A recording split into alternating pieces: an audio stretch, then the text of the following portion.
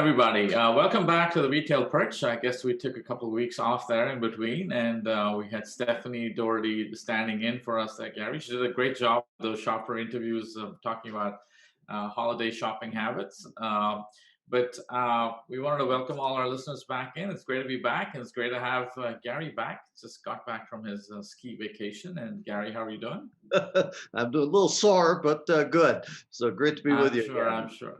That's terrific. A knee of yours is holding up, I guess, right? Yes, so far so good. It's amazing. I That couldn't is walk a few that months is ago, but I'm back skiing. So that is fantastic. That's so good to hear. So folks, we're going to be discussing some really interesting stuff. I'm going to be asking Gary some questions, and hopefully we'll wind up in a discussion. But Gary, I know we've been talking to a number of people. You've been talking to a number of retailers, and I think in the past few months we've kind of uh, there were a lot of questions that we felt that occurred many times over, and we felt that maybe this is a general trend in the industry where people are looking to understand something. So folks, we're going to try and throw some light on some of these topics, and I'll let Gary take it away.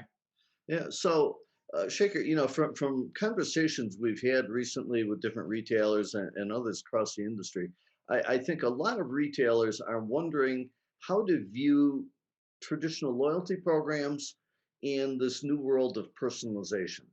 And wondering sort of how these things come together.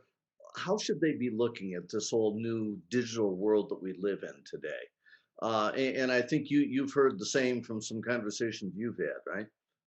Yeah, absolutely. And I guess sometimes people use them interchangeably, and I think we want to kind of separate the wheat from the chaff, so to say. How are they different? And I know you come from the world of loyalty, 20, 25 years, and there's a place for it. And now we're in the age of AI and ML and personalization. And I wanted to see how do you think about these things, Yeah. Gary, in your own? So it's interesting. So I think, we've got two things that are in a sense separate and yet they're together. And there's ultimately a huge amount of synergy between the two. But, maybe let's start with just a real quick history of traditional loyalty, right? That started 25, almost 30 years ago now. And in its early days, absolutely was enabled by new technology. The opportunity to effectively scan the customer via originally a loyalty card or a key tag with a barcode on it, right? That ID being attached to that transaction, and then retailers being able to pull that data back and begin to build a database of their customers and the customers' associated shopping and spending. Opened a whole new door to how to look at retail, right? And obviously a lot of marketing implications there, but just as many management implications, because it's really only once you can begin measuring something you can begin to manage it. And for the first time, retailers could begin to effectively measure customer behavior and customer activity. um, and it became important early on to really drive what I think of as identification rates, right? A little bit of data is good, but it can be dangerous, right? The more data, the better. And so we saw companies like Kroger and others really focus on capturing a large portion of their total sales and transactions identified back to the customer. World class companies today are identifying somewhere around 95% of their total sales to the customer. So, all about data. Wow. Okay. So I guess what you're saying is when technology got to a point where you could start tagging customers' transactions, they started then building programs, but still aggregated programs that Yes. were, that allowed people to participate, and I guess it provided them the incentive to identify themselves. Hey, That, if that, you are that, part of the program, kind of like a frequent flyer program, Yeah, right? that's right. Because 20 or 30 years ago, the technology did not support true one-to-one capabilities like we have today, right? So at best, it was segment based. But what retailers were focused on was leveraging this new capability to grow the data they were capturing, but also to impact customer behavior. So we saw a lot of continuity programs, other programs that, be it either by dollars or by points, effectively begin to reward shoppers for their spending and shopping over time with that retailer. Free turkey programs at Thanksgiving time and other things like that. And those programs absolutely have a positive impact, right? There is always some segment, some portion of shoppers that would respond and increase their shopping, increase their trip frequency or whatever, um, uh, for the benefit of the retailer, and also it got them more data. Right, right. And then once we started having this ability to process more data, obviously we now have the ability to look at shoppers individually. And I guess that's where the personalization and the AI and the machine learning come in. So it's layered on top of this basic ability to understand shopper behavior, Yeah. which is data driven by the loyalty programs, right? Well, that's right. So, I think for retailers looking at this whole space today, I think given what's going on across the industry, given what's going on with competition today, even retailers that do not have traditional loyalty, i.e., do not have customer data per se, need to get into the personalization game, right? As best they can to personalize that weekly ad flyer, maybe make all those digital coupons, sort them, and here are the most relevant for each customer, things like that. I think that is quickly becoming an expectation. But to really realize the benefits of personalization takes more and more data. And obviously, you want to, if you're a retailer, impact as many shoppers as you can. So that means, I need to collect customer identified data on more and more of my shoppers. Yeah, in my opinion, more traditional loyalty efforts are still the most effective, cost effective way to begin capturing all that data. And with that data opens the door to personalization and more importantly, in the world we live in, strategic personalization. Right, right. So I guess I'm just trying to draw a picture in my head. So this seems like loyalty is kind of like, like the entry gate. Like you get somebody into an engagement process by having some kind of a strong loyalty program that's nicely branded and uniform across your stores. But once they get in through the door, your goal is to then surprise and delight them by understanding their individual behavior and being able to cater to them individually. Right. And obviously the loyalty factor is great, but then where you really start driving customer relationships, and you always talk about that corner store effect, Yeah. is being able to deliver to shoppers precisely what they want and what they need at a given time, which is going above and beyond just earning points in a club that you can redeem for $10 off your next trip, right? That's absolutely right. In my work with retailers, around the world over the last 25 years, I have found that recognition, right? Recognizing that individual customer or shopper is as powerful, quite honestly, I think one of the most powerful things a retailer can do to build and foster that relationship. And when you think about it, providing a shopper savings on products that are really relevant to them is very much, in my mind, a form of recognition, right? You're saying, I know you and can help you save money, which is important to everyone pretty universally, right? On the products you want to buy or products that are important to you. Yeah, interesting. I guess you're almost talking about giving shoppers badges, based on their level of engagement and recognizing them for the fact that, hey, you're a valuable shopper, here's a badge. And you're right. And I use Waze as for my GPS app, uh, and I post information, about stuff I see on the highway because I earn more points, and it drives me. It's not that I'm getting paid for it, Right. but it's almost it's satisfying some dopamine fix for me if I know I'm getting recognized, I guess. Right. Well, and stop and think, prior to the last 9 or 10 months, we both traveled extensively, right? And both on different airlines. we're at the top of their programs. And sure, we each earn a lot of miles, and those can be used for free flights and so on. But what became more important to me than the free flights were the services and the recognition that accompanied that, right? And I think I know you've Sure. experienced the same.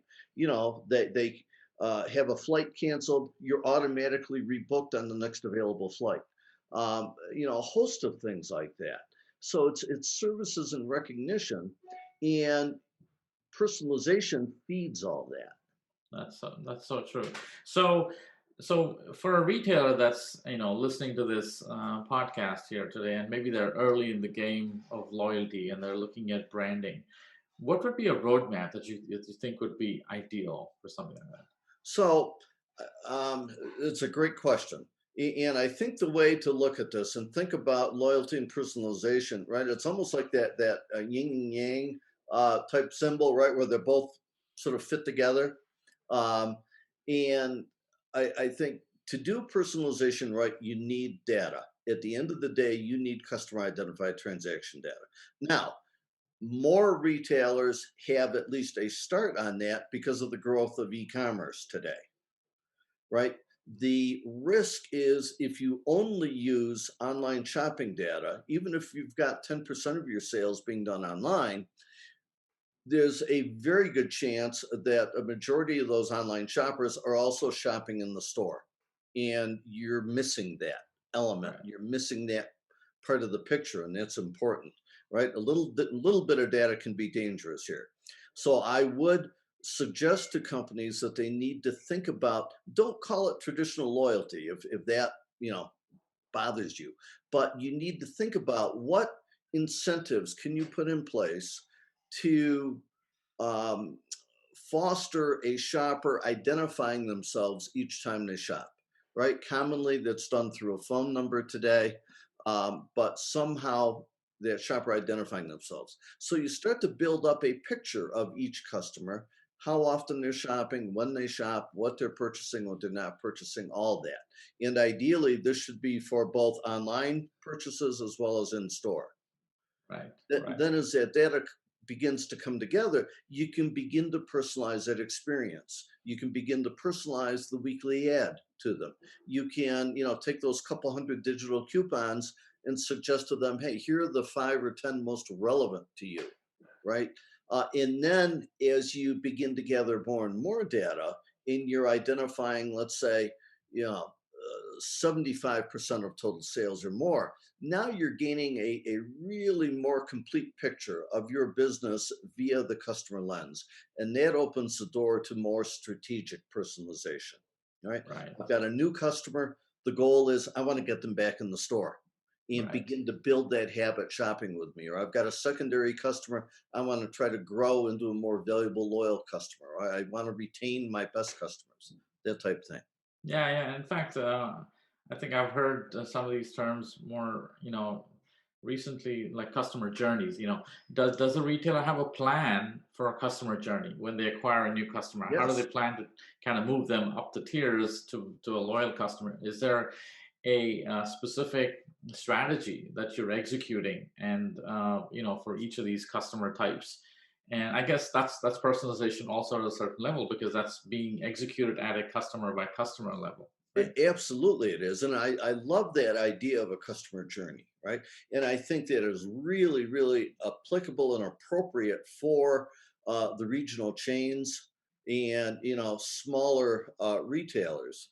Um, that the notion of really knowing shoppers, and especially knowing shoppers over years of some kind of relationship, is almost foreign to a big national retailer, right? Right, Theoretically, they get it. They can't realistically understand that. But the regional retailers have been in business for decades.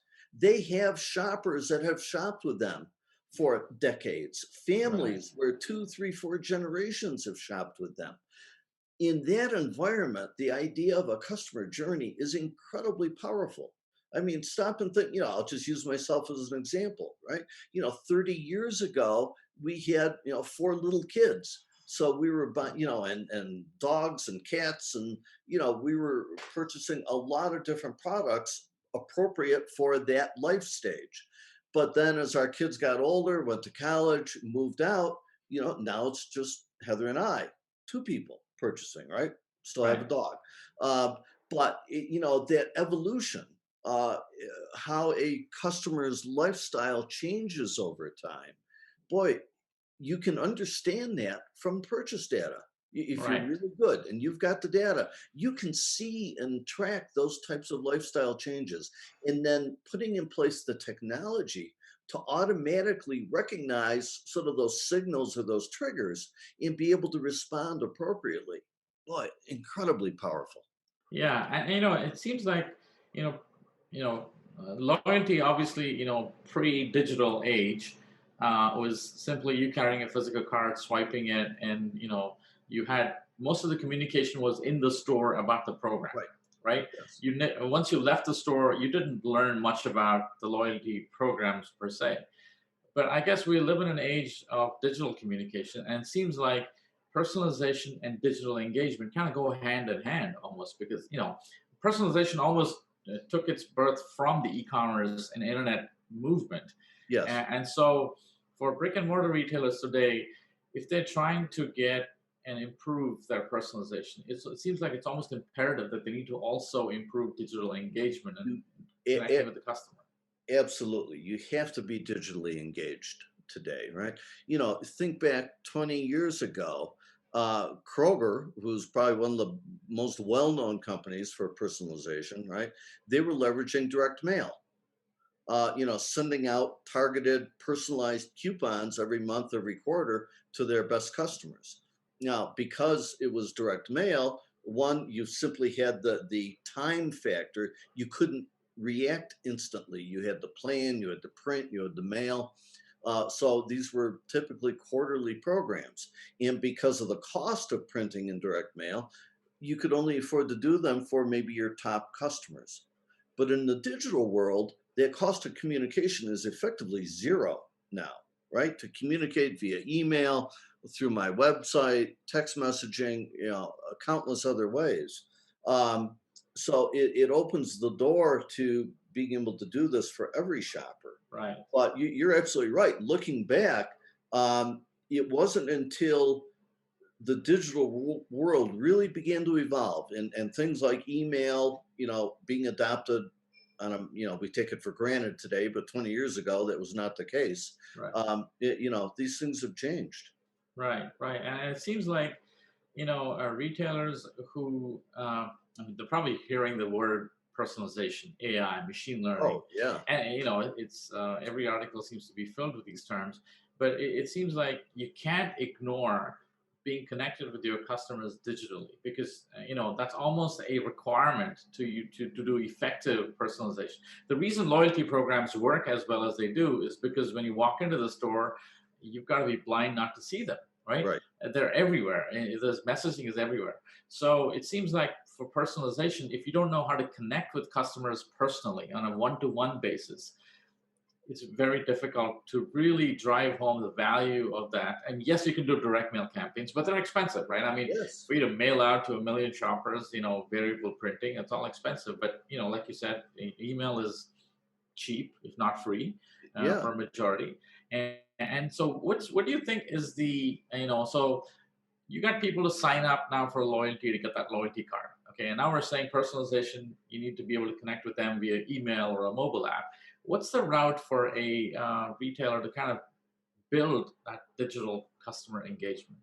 So I think when you think of digital engagement, I think more and more people, consumers, shoppers, whatever term you want to use, right, are expecting relevancy in their communication. Stop and think about nearly everyone in the world is on Amazon at some point, right? And you go to Amazon, sign in, and their recommendations to you based on your prior purchase history, things you've looked at, so on and so forth. And we see that across a lot of websites and have for some time. So people have sort of grown to expect this. So I see the role of personalization and relevancy is absolutely foundational to building successful digital engagement. Now, it doesn't always have to be an offer or offers on certain products, right? It can be, hey, Right. feed back to me in real time my points balance on the fuel program or your loyalty clubs or different things. There's just like the airline frequent flyer miles, right? There's Yeah. value there.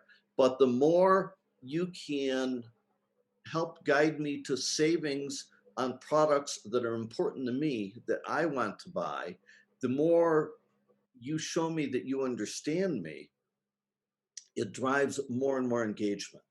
Right. And that is obviously, the future. Right. I look back over the past decade or so, and I have seen way too many retailers that have really taken a pretty laid back approach to digital.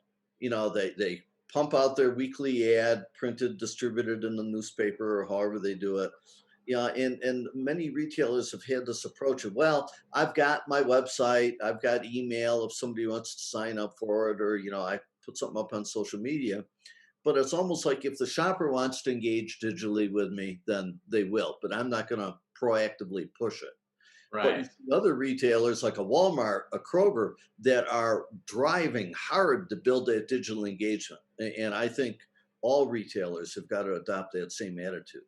Right, right, right. So kind of summarizing, so loyalty is kind of like the foundation that gets people to be motivated to identify their sales.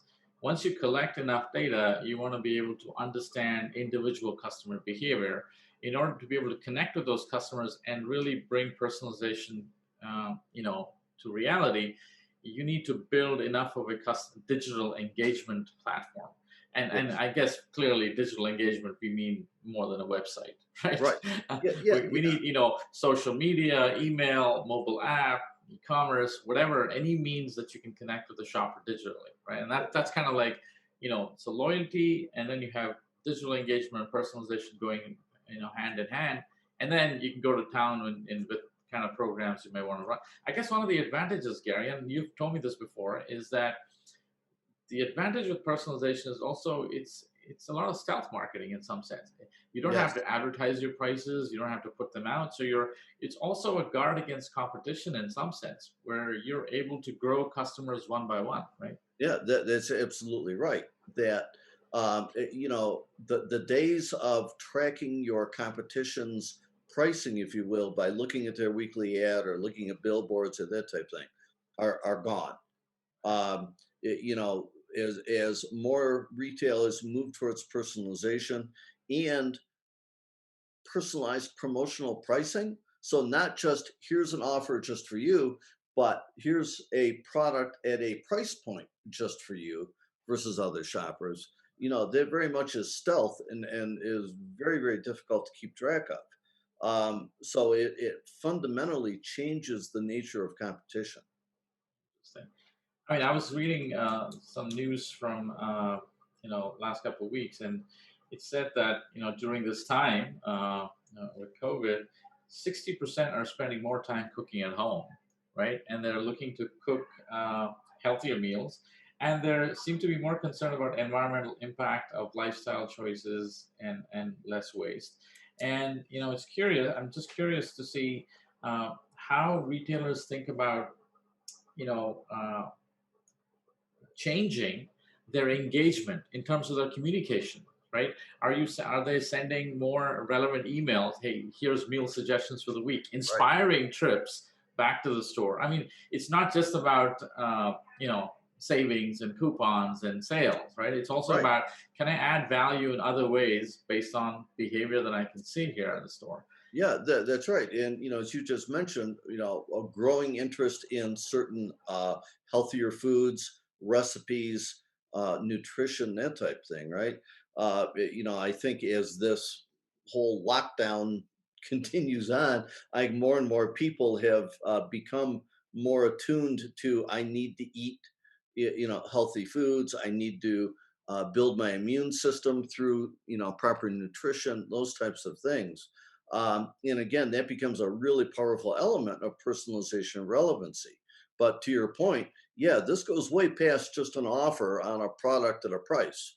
It's how can I, back to our airline example, how can I think more broadly in terms of not just economic or financial benefits I can provide, savings, but services, recognition, information. How does all this come together that I can be relevant to that individual customer of that household? Wow, that's a lot of discussion. So I think we're right about the end of this. This is a lot of fun. By the way, next coming couple of weeks, I mean, we're going to take a pause on this topic, probably pick this up because each of the things that Gary talked about here is worth an entire episode unto itself. But we're hoping that on the next episode, Gary, and I think mentioned to you, we're going to have some guests coming in from the industry, not Yes. retailers, but technologists. So that should be fun.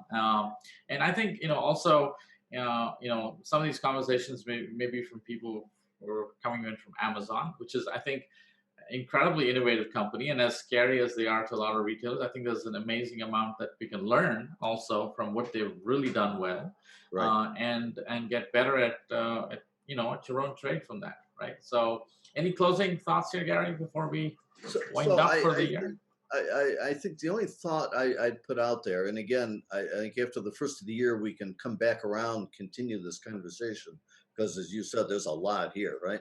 But I think some retailers are sitting back looking at all this and they get scared. How can I do all this? I don't have the right people, I don't have the right skill sets, and so on. At the same time, I look at the technologies that are available today to regional retailers, even smaller retailers, and what's happening with AI and machine learning and automation. It's incredibly exciting times right now, and there is so much that retailers can do. Just the last thought I'd leave with is the challenge in my mind is not the technology today. It's, can the retailer think about how they go to market, how they do business differently? Because it's no longer, pilot high and let it fly, and whatever the front page item is next week in the printed ad. This is all about focusing on the individual customer. Right. Well, folks, it's been a fun discussion. I guess after it's been a while, Gary, since just you and I went at it. Yes. But it was terrific talking to you. Great topics, and we hope that, if you guys out there are listening, again, we're happy to take any questions, any specific topics you want us to discuss. Just email us. The retail perch at birdseye.com. And guess what? Pretty soon, Gary, we're going to have our own website coming up, Wow. theretailperch.com, Big and time. you'll be able to see all the episodes and just play all the episodes right there. And I think we're also going to get our own email addresses and Yes. maybe our own T-shirts, right? So who knows? Go along with the coffee mugs. Yeah, exactly. But hey, listen, thanks for supporting us, and we hear from the people out there that there are people listening to this podcast, so appreciate all the support. And I wanted to big shout out to Stephanie Doherty, who's putting all this together single-handedly, doing an amazing job. And maybe one of these days, Gary will get her on We'll as a invite her guest. on. Exactly. All right. So for everybody out there, I know this week is coming up Christmas and holidays and whatever you celebrate, happy holidays and have a terrific year. But we should have one more episode for this year, and we'll call it the end of an amazing 2020. I don't think anybody's ever going to forget this year for the rest of their lives. This is one for That's the history true. books, right? So, well, you guys take care, and thanks again, Gary, and over and out. All right. Happy holidays.